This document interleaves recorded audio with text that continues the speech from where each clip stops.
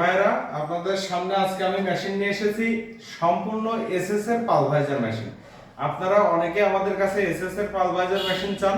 আসলে আমাদের যে বাংলা মেশিনগুলো আমরা প্রস্তুত করে থাকি কারখানাতে, এই মেশিনগুলো এসএস এর করা সম্ভব হয় না। তার কারণ কি, এসএস এর করতে গেলে আমাদের এই মেশিনের যে ম্যাটেরিয়ালস গুলো, এগুলো বাংলাদেশে এত হেভি মোটা কোয়ালিটির ম্যাটেরিয়ালস পাওয়া যায় না। এবং আমাদের যে মিস্ত্রি আছে তারা সেগুলো সুন্দরভাবে ফিটিং করে একটা মেশিন প্রস্তুত করতে পারে না, বা আপনার করলেও বিভিন্ন ত্রুটি থেকে যায়। যার কারণে আমরা বাইরে থেকে এই মেশিনটা নিয়ে এসেছি এবং এটা সম্পূর্ণ মেড ইন ইন্ডিয়ান একটা এসএস এর পালভাইজার মেশিন। মাত্র 3 ঘোড়া মোটর ক্যাপাসিটির এই মেশিনটাতে সম্পূর্ণ অটোমেটিক সব সিস্টেম করা আছে এবং মেশিনের চেম্বারের ভিতরে মোটর এখানে অটোমেটিক সেট করা আছে মেশিনে। এখানে আপনারা দেখতে পাচ্ছেন এসএস এর যে শীট দিয়ে চেম্বারটা করা, এর ভিতরে মোটর সেট করা আছে। আমরা আপনাদেরকে ভিডিওতে দেখাই দিব। এবং এই মেশিনটা সম্পর্কে আমরা একটু বলি। এই মেশিনটার এইটা হচ্ছে হপারের অংশ। এখানে আপনারা হলুদ, মরিচ, গম, ভুট্টা যেই উপাদান, আপনারা যেই মশলা পাউডার করতে চাচ্ছেন সেটা এর ভিতরে দেওয়ার পরে এটা আসবে সরাসরি এই চেম্বারে। এবং আরেকটা বিষয়, সেটা হচ্ছে এই এসএস এর পালভাইজার মেশিনটা ডাবল চেম্বার বিশিষ্ট একটা মেশিন।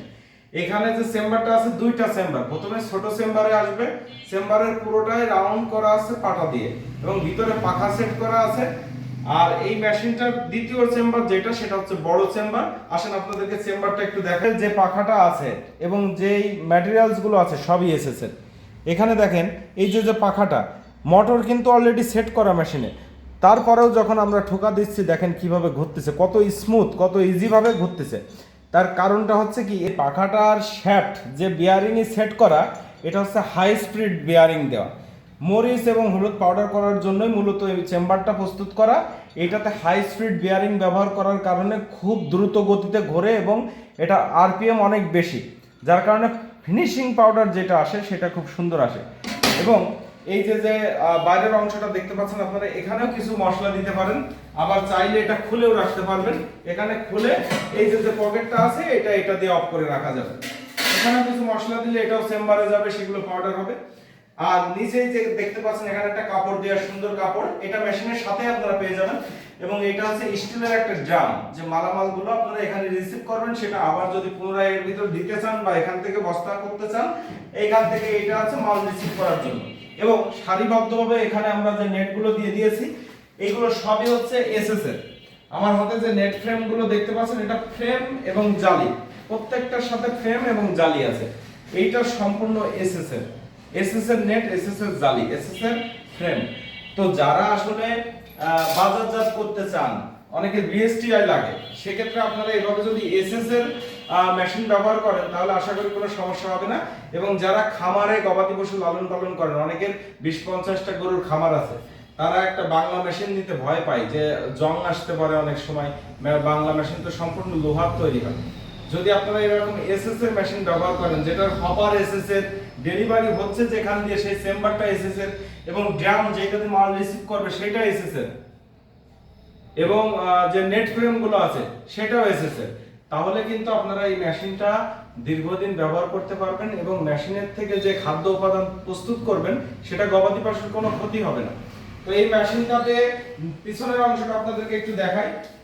যেহেতু বাসাবাড়ির লাইনে চালানো যাবে, আমরা বললাম এখানে এই যে বিদ্যুৎ লাইন করা আছে এবং এই প্লাগটা শুধুমাত্র আপনারা রাইস কুকার বা ফ্রিজ চালান যে লাইনে, সেই লাইনে দিয়ে দিলে, মানে 3 পিন যে সকেটটা আছে সেখানে দিয়ে দিলে আপনার সুইচ অন করলে মোটর চালু হয়ে যাবে এবং মেশিনে প্রোডাকশন শুরু হয়ে যাবে।